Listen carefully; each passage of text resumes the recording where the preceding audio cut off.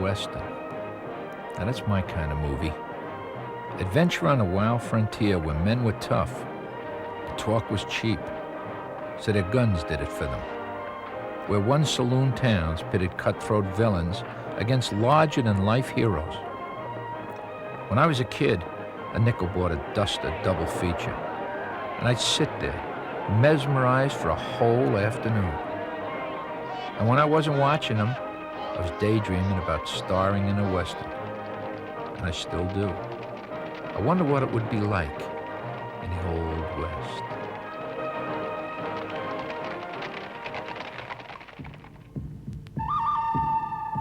There's a new sheriff in town. Blackjack Donohue's the name. And I don't take too kindly to folks laughing at my poncho. I hear there's one fella been cutting down my color scheme. That's one man who's begging for a new part in his hair. Yep, fate's gonna get even with him. I've been waiting for a long time for this, Connors. You and I are gonna have a shootout, cowboy.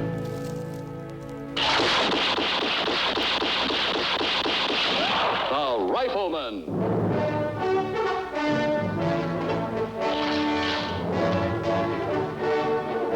Starring Chuck Connors.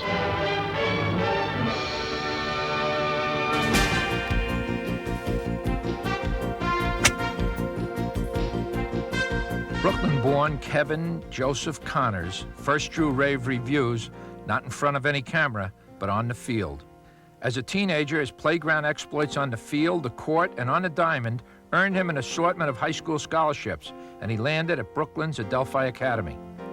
A hotshot triple sport prospect at graduation, Connors was showered with college offers, but he shifted gears and he signed with the Dodgers Class D club in Arkansas for $65 a month in 1940. But he lasted only 1 month when a broken finger shut him out of action. He took Coach Honey Russell and Seton Hall University up on their basketball scholarship offer, moonlighted on the diamond, and after his sophomore year, Connors hooked up with the New York Yankee organization. That relationship lasted only 1 year before the Army broke it up and sent Connors to West Point Military Academy as a tank warfare instructor. At night and on weekends during his tour of duty, Connors battled forces of a different kind in a Celtic uniform, facing such adversaries as the New York Wrens and the Harlem Globetrotters. 2 years later, Connors found himself back in the Dodgers domain and in the company of future baseball greats Jackie Robinson, Don Newcomb, and Tommy Lasorda with the AAA powerhouse Montreal Royals of the late 40s. But weary of the minor league life, Connors asked to be shipped to the Chicago Cubs, where he lasted only 3 months before dropping to the Los Angeles Angels of the Pacific Coast League. But this time, a move to the minors was a step up, not down for Connors. LA staged his farewell performance in sport, but his last crack at one career gave him his first break in another.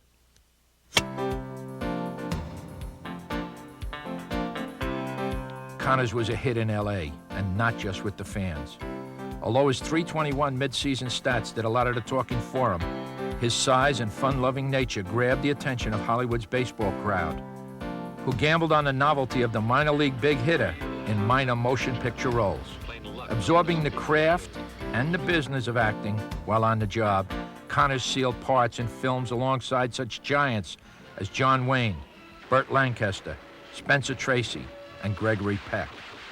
TV appearances snowballed to more than 65 when he clinched the lead in the 6-year series, The Rifleman, which became his trademark.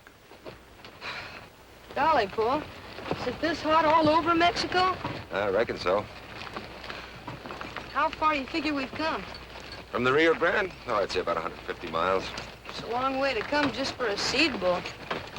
I thought you wanted to see Mexico. I do, when it stops looking like New Mexico.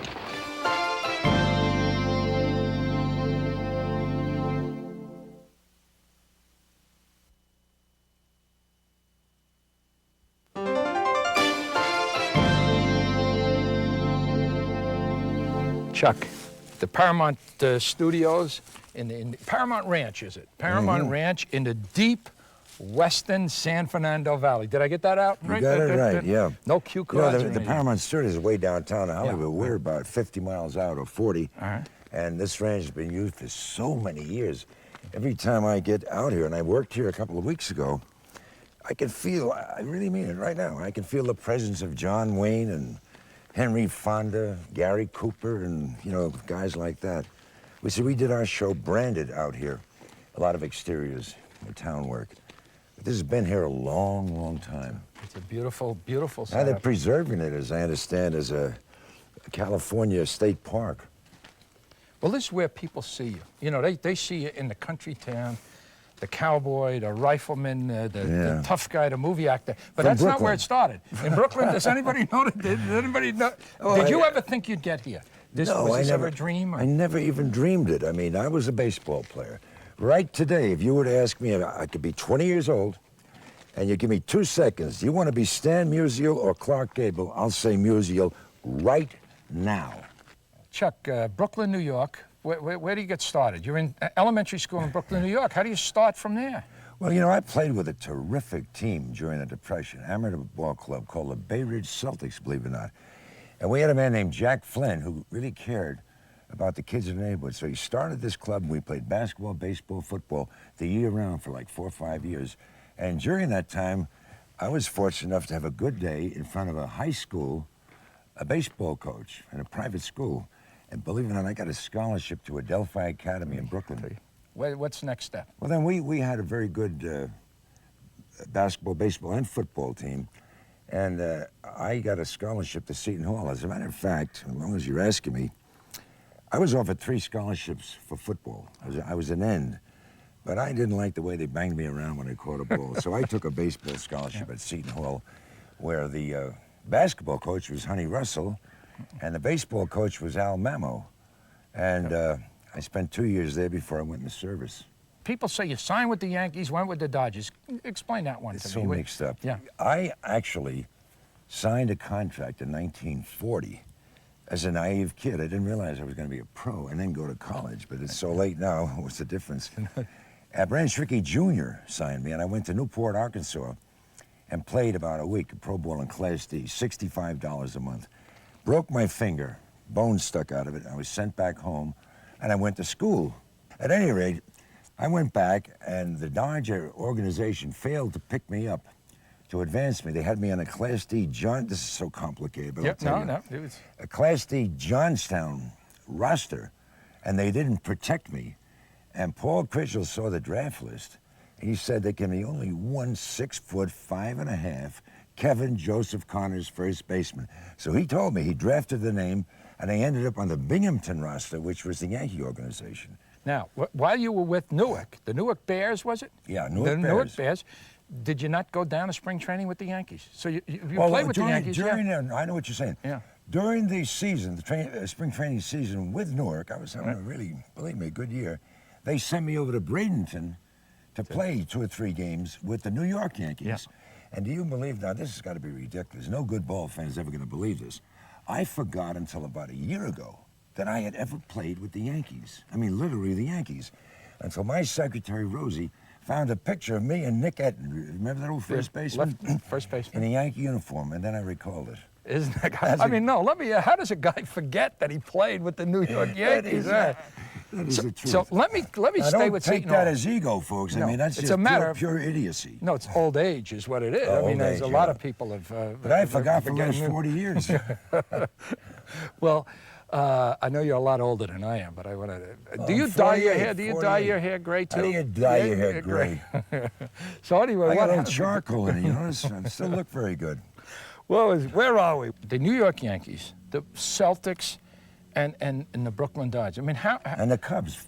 And the Cubs, I forgot my... But best of all, the Montreal Royals. All right, that's the one we want to get to. 1948. I still say today, and I know there's some folks my age or around it, that will tell you that was the best, in my opinion, minor league team that ever existed. Well, he certainly had the players. Now, Oh, my. yourself, who? Tommy Lasorda. But who was Tommy somebody... came in 1950. We had Carl Erskine, we had Don Newcomb, we had Duke Snyder, Marvin Rackley, Bobby Morgan, Jimmy Bloodworth. I mean, come on. One of your buddies was Tommy Lasorda at one time. Tommy talks and writes about you regularly, about how let me see, how fair and honest you are about how the umpires handle the game. Oh, yeah. On balls and strikes. Is that? That was not true. No, I know that. No, the umpires and the referees and officials, I mean, I know they mean well, but I've never gotten along with them. No. Never. They're necessary. I remember one time in Montreal, Augie Donatelli, that's a pretty big umpire's name, he died now. He was never a good umpire for Montreal. That was my opinion. Of course, my opinion was prejudiced, but I remember one time, I'm up at the plate, and he calls a pitcher way out here a strike. And I turn around to him, I say, and who would Fardell's bear to grunt and sweat under a weary life, but that the dread of something after death, some undiscovered country. He says, what are you doing? I said, I'm reciting Shakespeare at you. He says, but you just struck out. Well, Jackie Robinson, what was the atmosphere when Jackie Robinson went to Montreal? Why Montreal? Well, I would think that Mr. Rickey made a tremendous move in picking Montreal to start Jackie in organized ball, because he did a little research on that, and he figured that the people in Montreal, particularly, were more fair-minded than a lot of other cities where he could have gone. So he started him there, and obviously he was right. But, you know, I sat on the bench with the Newark Bears when the season started, as I told you before. And when the Montreal Royals came in, they had played Jersey City the first 3 games. They came in to play us, and Jackie had a great 3-game series. But I'm a guy from Brooklyn. I thought I've heard it all. But truthfully, all these Southern guys and, you know, hate mongers, the things they call Jackie Robinson, I couldn't repeat here. And I felt like a naive kid looking around thinking, my God, how can they say that? And he's going, all he's doing is hitting balls and stealing bases. But when you'd watch him, you could see him grinding inside. But Branch Rickey had told him, keep your mouth shut, no matter what they say. And then when I went on up to Montreal a few weeks later, those ball players, truthfully, were pretty encouraging to Jackie.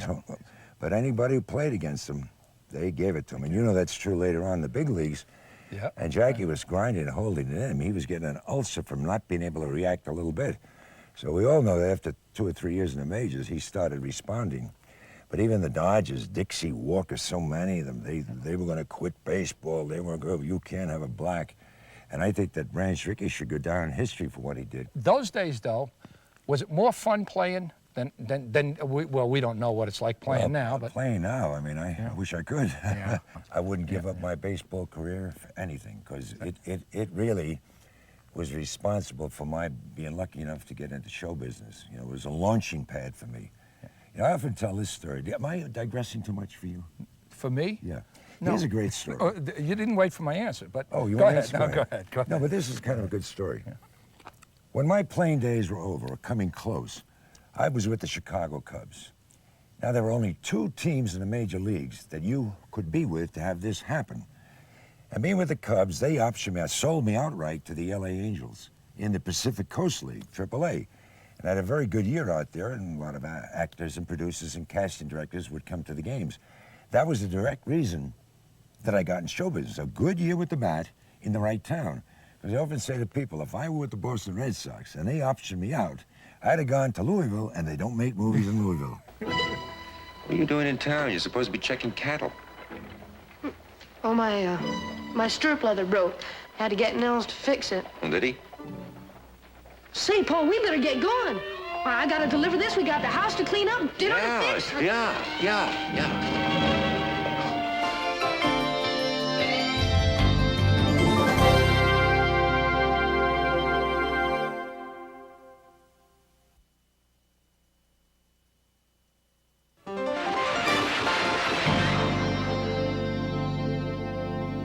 Well, those must have been unbelievable. Yeah, I mean, the Celtic, and then of course the Dodgers, my team. But hey, I don't know whether you guys from Brooklyn are used to this kind of heat or not, but the guys from the Bronx, this is hot. And I mean, can we sit down or go someplace? Yeah, well, we can go over here in the shade. Okay, well, that to me, that's. So you're still a Brooklyn Dodger fan? I am. Yeah, I'm not sure. Yeah, I'm not fan. sure an LA fan here. Here, age before beauty. You could get down I'm here. beautiful. Look at you.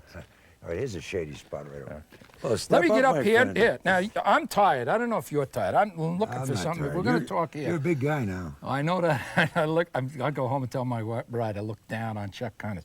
But, Chuck, when you were playing, you had all these great memories. What do you remember? Do you remember games, locker rooms, or people, or... You know, that's a very good question because I do reminisce a lot in my mind. And I hit 102 home runs in my whole career, minus the majors. And I swear I can only remember 2 of them that I can see in my mind. The rest are all vague. I just have a large memory of the days of youth. And my sleeping pill is, always remember this, I go to bed and I just take myself back to 1949 in May when I pinched hit for Carl Furillo with Gil Hodges on first base and we're losing 4-2 to the Philadelphia Phillies. And Russ Myers threw me a pitch a little bit on the outside, but in the strike zone. And I banged that thing. I tried to pull it like a dummy instead of hitting it away. I hit it hard. 1 bounce to him, to second to first, double play. And wait a minute, I ran past first base, and I kept going to the center field gate. And somebody said, "Hey, where you going, Chuck?" I said, "Montreal." I thought you were going to tell us. I mean, don't you lie at all? I mean, if that was my story, I would have hit a home run, won the game. I say that with humor, but right. I have a great regret because, truthfully, that was the only chance I ever got to play with the Dodgers, 1 time at bat. But the other thing is that when you were playing, people said they knew you were going to be an entertainer. That you know, I mean, the rookie shows, you were the guy jumping up and getting them organized and that. Well, I used to do it like Casey at the bat down in spring training in a really melodramatic way. Right. I remember one time, you'll love this, I always thought to myself, and you'll admit this today, if a guy hits 42 home runs, that's a big year, right? Right. Yeah. And in other words, home runs come few and far between. So I went to, when I was playing in LA, I went to Tijuana, and I saw a bullfight. I'd never seen one before. And this bullfighter finally kills the bull, which is in essence his home run. Yeah. Do you think he ran out of the stadium? He walked around with his cape. The ladies threw gourds of wine, braziers, I mean everything. It took him 20 minutes to, in my mind, round the bases. Right. So the next time I hit a home run in L.A., I hit, whoosh, and banged it out of there. And I turned around to the ump. This is true. And I said, "Did you see the way I hit that curveball?" He says to me, "What are you doing?" I said, "I'm talking to you." He says, "Get your butt around the bases." So I walk slowly to first base, and their first baseman says to me, "What are you doing?" I said, "He just asked me the same damn thing." I said, "I hit a home run. I am now rounding the bases." I ran to second, slid in, no play, cartwheeled to third, and Stanley Hack was my manager. He was coaching at third. He says, "Chuck, what are you doing?" I said, "I'm sick of that question, Stanley." So I ran home and slid face first. Oh, jeez, you know? I tell you, see. And the fans loved it. The other ball players hated it, but that was the kind of a extrovert I was. So you're playing with the Angels, and now you get a little smell of another career. Yeah. I got a call from MGM, truthfully, because a lot of producers and casting directors and actors and what have you used to come to the games.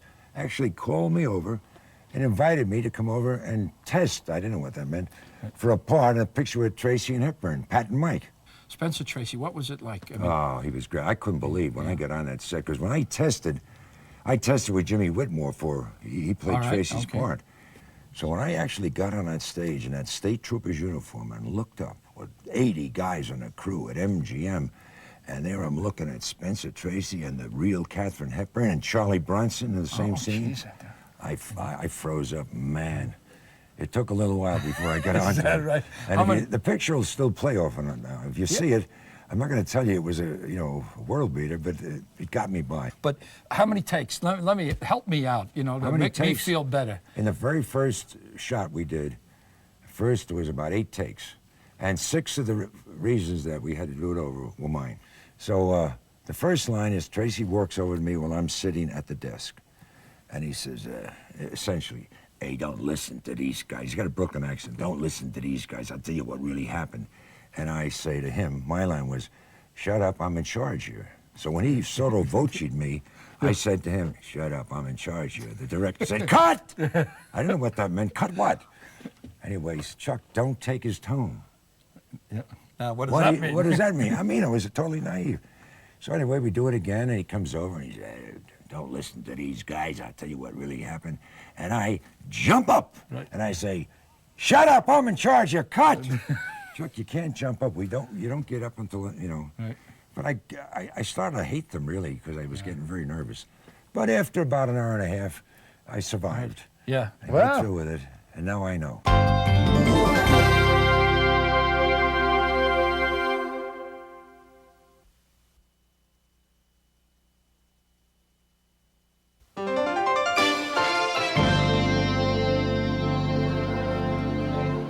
You can see Chuck Connors, the actor, almost anywhere.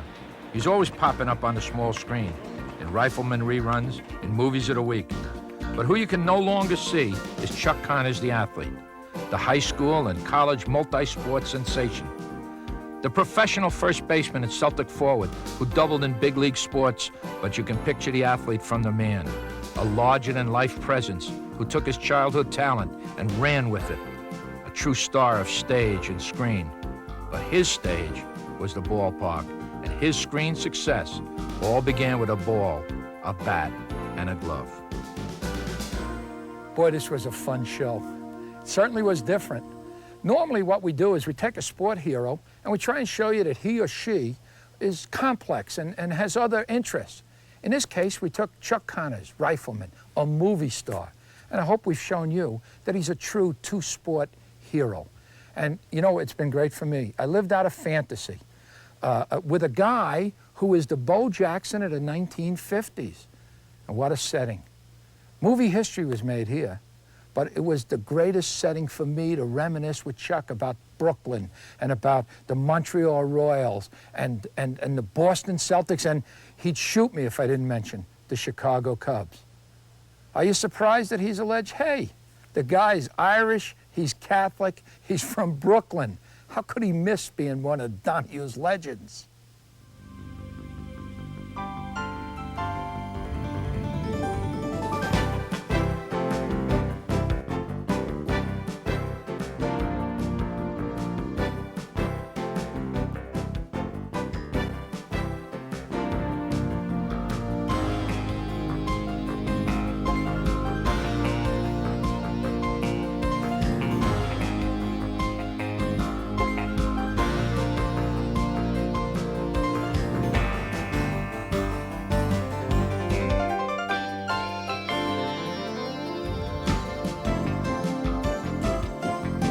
Across North America or halfway around the world, with 3 classes of in-flight service, Air Canada goes above and beyond to serve you better.